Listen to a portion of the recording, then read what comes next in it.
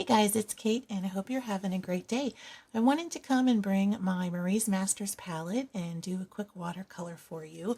And I'm going to work wet and wet today, so I am going over the back of my paper with my brush and some water, and I actually had sprayed it down a little bit.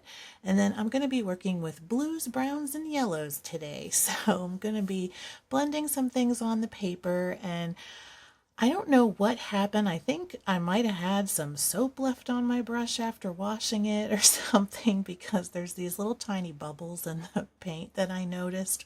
But it didn't affect the outcome, so I guess we'll just go with it. Either that or I was really swishing away in my palette, but I think I just had a little bit of soap residue on my brush, and hopefully it doesn't keep doing that.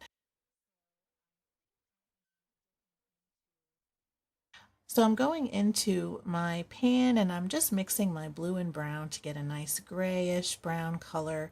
And I want to try to get a good amount of values in here. And so watercolor will dry lighter than when you first put it on the paper. So I'm trying to keep that in mind, and I'm deepening up some of the color as I go. So I started out with kind of a light wash, but it would have been really pale once it dried. So I'm going in with some of that darker color now.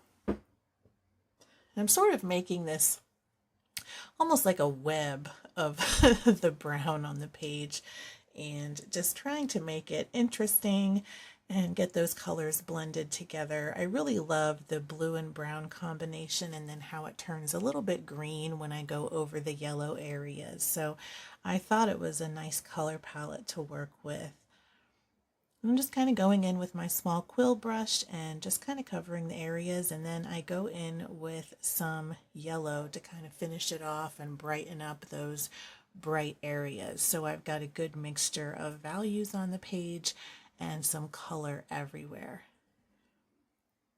And then once that dries, I'm going to take off the tape and start going in with some doodles. So I mostly used the Posca pens today, but I also went in a little bit with my fine liner. And my thought process when I first went into it was kind of working with those color areas that I had.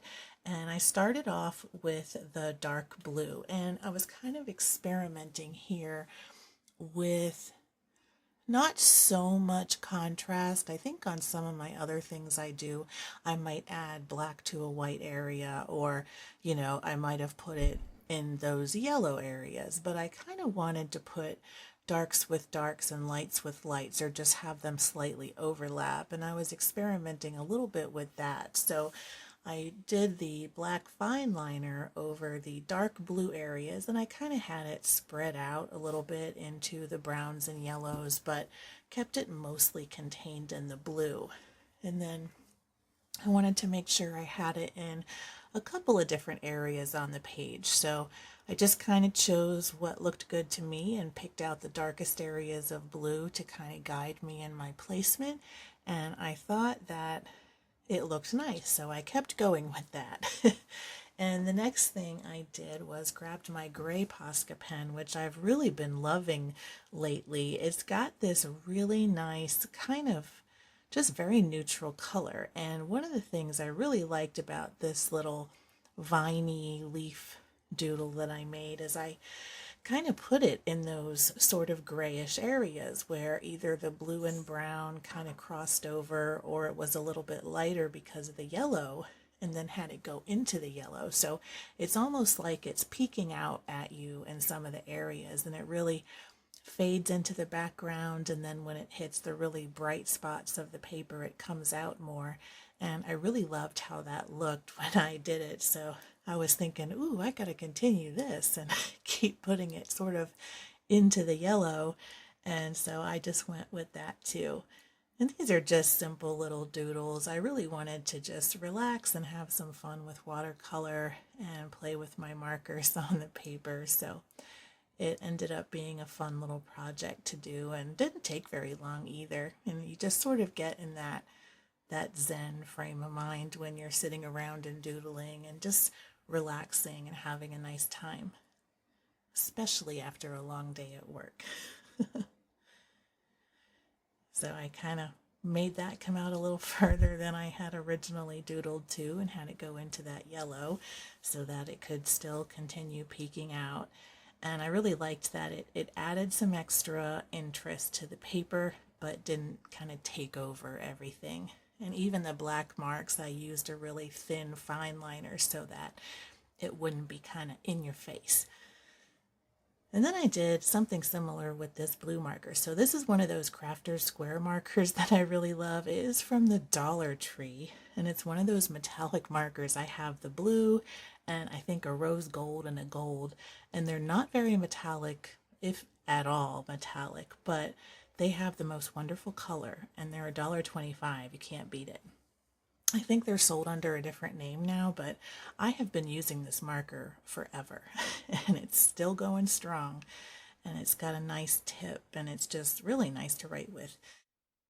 It doesn't dry like the Posca pens where it's waterproof. It's not like acrylic ink, but I really enjoy using it for doodles. And so I did that in the dark brown areas and kind of over into the yellow and blue a little bit. And then I'm grabbing my really fine liner. I think it's a 0.03 tip. Yeah. And I'm just making some really faint lines across the yellow areas on the paper.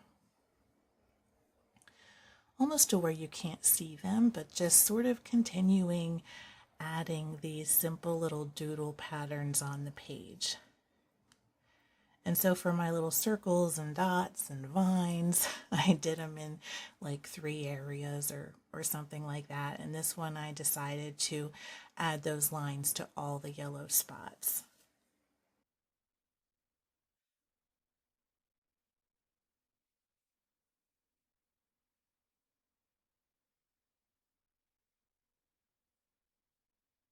So I'm just working my way around with those lines and making sure I get all of my little areas, and I'm making sure my lines go behind my leaves because I don't want to cover those up. I really liked how those turned out, so I wanted them to kind of be in front of everything. So I'm breaking up my lines when I get close to my little vines.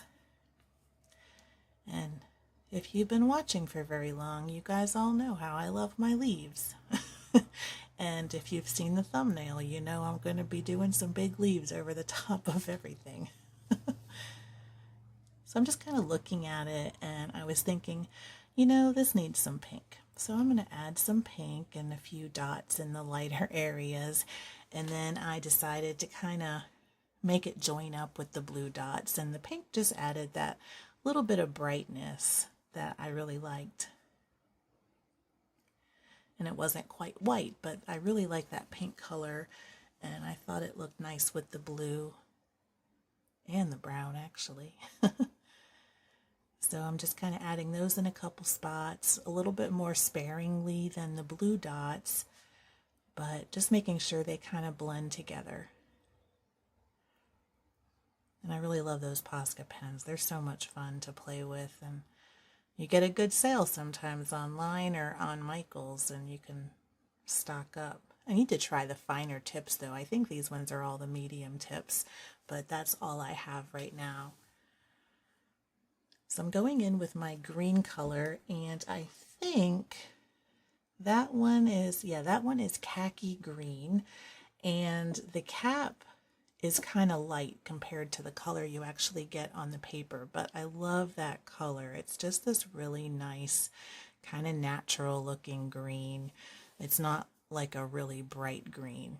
It's almost like an olive color, or I guess khaki, which is what the label says. But I started doing that leaf, and that's where I really kind of embraced the contrast and the thicker line. So I had a thicker line with the Posca pen on those gray leaves in the background, but because of the color I chose, they didn't really jump to the front. So I decided to use that green color and put in my sort of focal point in the center.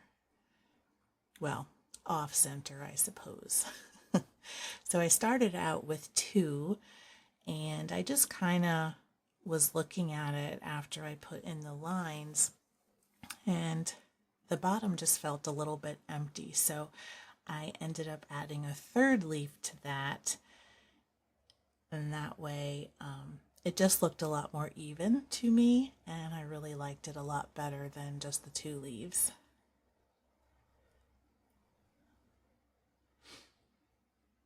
And I just love relaxing with these doodles.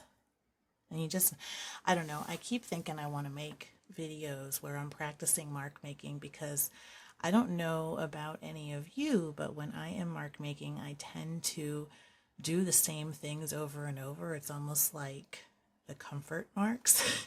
And I need to get out of my comfort zone a little bit more.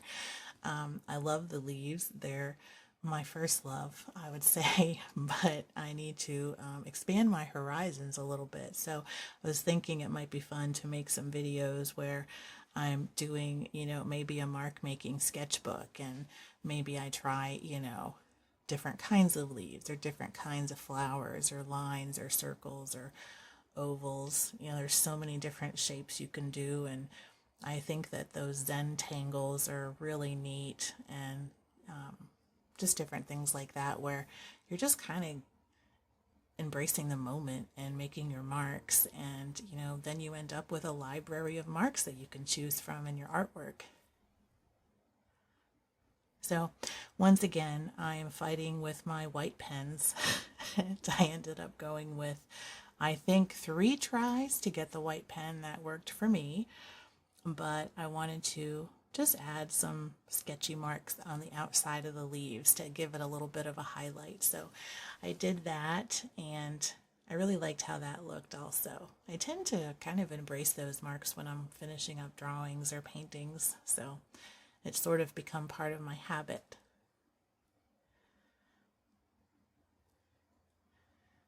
And of course I can't stop, so I have to keep going. But now I'm finally done. And I will lift up the paper to give you a close-up like always. And this one was a really fun painting to do and so relaxing. So I hope you broke out your watercolors and did it along with me and enjoyed yourself with your own marks and your own preferences on where you want to put those doodles and marks. But it's definitely a stress reliever. So thanks for watching, and until next time, keep creating.